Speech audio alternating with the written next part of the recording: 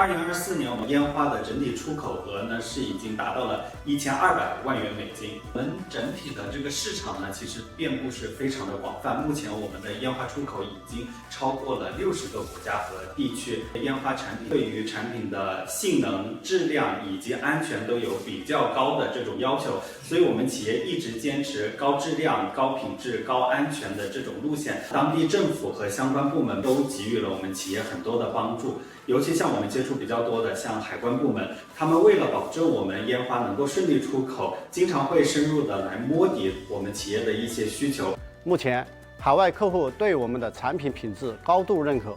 截止2024年年底，大成烟花销售订单完成率达80%，出口订单已经排到今年5月份。